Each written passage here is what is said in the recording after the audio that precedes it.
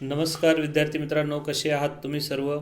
सावित्रीबाई फुले पुणे विद्यापीठ पुणे यांचे आज एक नवीन परिपत्रक जाहीर झालेले आहे. काल जे परिपत्रक विद्यापीठाने टाकलं होतं ते परिपत्रकाची लिंक व व्हिडिओ मी तुमच्यापर्यंत पोहोचवला आहे. 3 डिसेंबर पूर्वी मिळणार तुमचे निकाल व विद्यापीठाचे सावित्रीबाई फुले पुणे विद्यापीठ जे शून्य दाखवणारे व ए दाखवणाऱ्या विद्यार्थ्यांची तक्रारी होत्या त्या संदर्भात विद्यापीठाने काल खुलासा केला आहे. तर आज एक नवीन परिपत्रक विद्यापीठाने काढलेले आहे. असेच विद्यापीठाचे येणारे रोज किंवा नव्याने येणारे परीक्षेसंदर्भात किंवा विद्यापीठाच्या संदर्भात जेही परिपत्रक असतील ते मी तुमच्यापर्यंत पोचवत जाईल.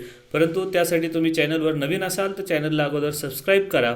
व्हिडिओ आवडला, माहिती आवडली, माहिती तुमच्यासाठी महत्त्वाची असेल तर व्हिडिओ लाईक करा व तुम्हाला ज्याही शंका असतील त्या तुम्ही कमेंट बॉक्समध्ये विचारू शकतात.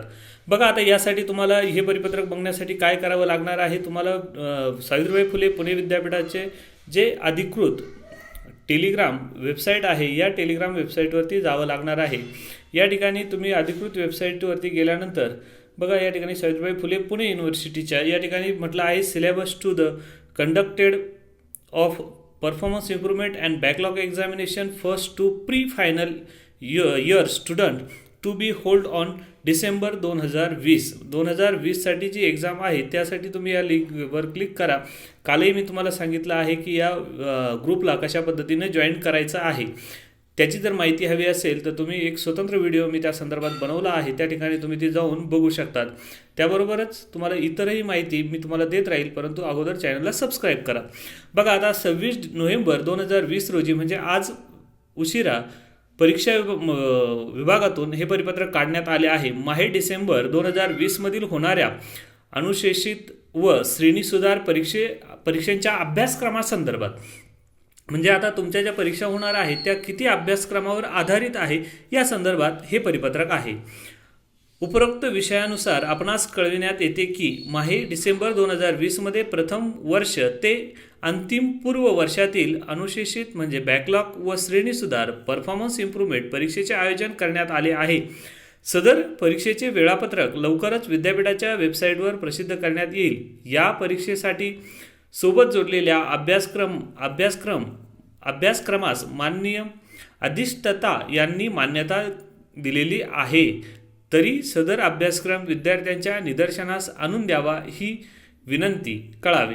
बघा, आता परीक्षा व मूल्यमापन विभागाचे प्रमुख महेश काकड सर यांनी या ठिकाणी हे परिपत्रक काढलेलं आहे आणि या परिपत्रकामध्ये अभ्यासक्रमाच्या संदर्भात माहिती दिलेली आहे. बघा, या ठिकाणी syllabus to the consider for performance improvement and backlog examination first to pre final year regular backlog repeater student to be hold in December 2020च्या परीक्षेसंदर्भात सिलेबस कसा असणार या संदर्भात त्यांनी माहिती दिलेली आहे.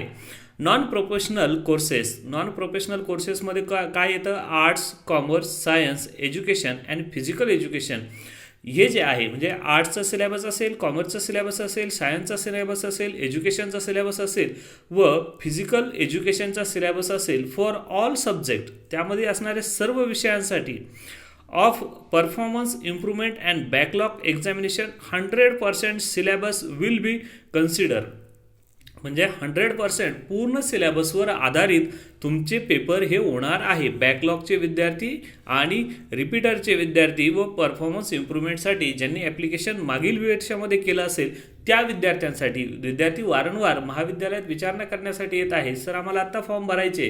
तर विद्यार्थी मित्रांनो, आत्ता फॉर्म अजून तरी भरता येणार नाही, त्याबाबत विद्यापीठाने कुठलीही माहिती अजून दिलेली नाही.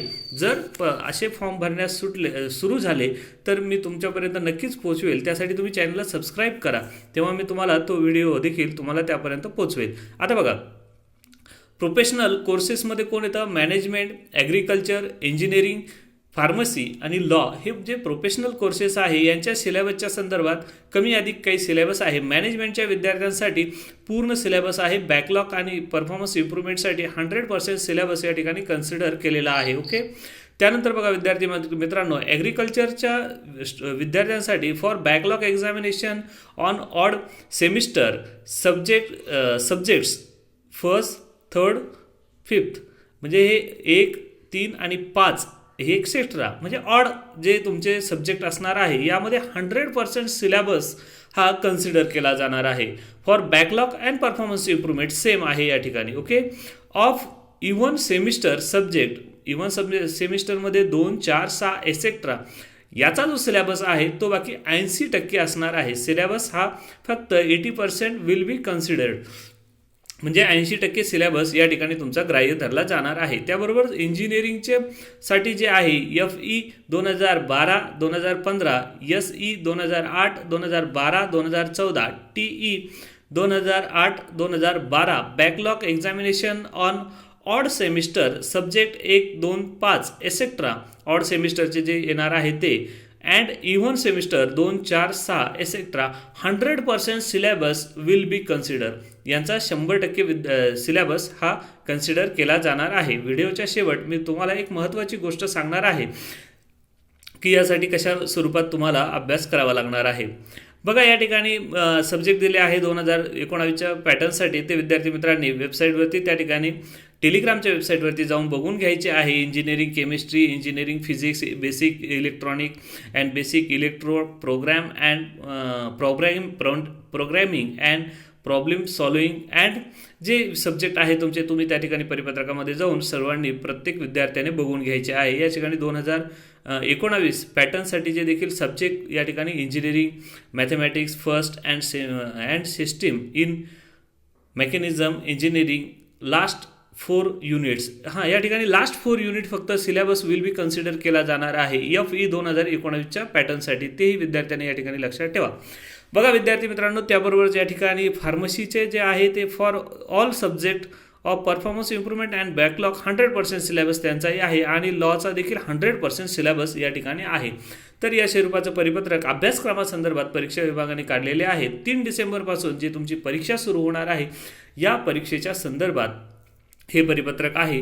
आणि ज्यांच्या मार्कशीटवर ॲबसेंट किंवा 0 मार्क दाखवले आहेत त्यांचे देखील निकाल जे आहेत ते 3 डिसेंबरपूर्वी विद्यापीठाकडून जाहीर करण्यात येणार आहे. त्या संदर्भात एक कमिटी विद्यापीठाने नियुक्त केली आहे आणि त्या तक्रारींचं निवारण करण्याचं काम ती कमिटी करत आहे.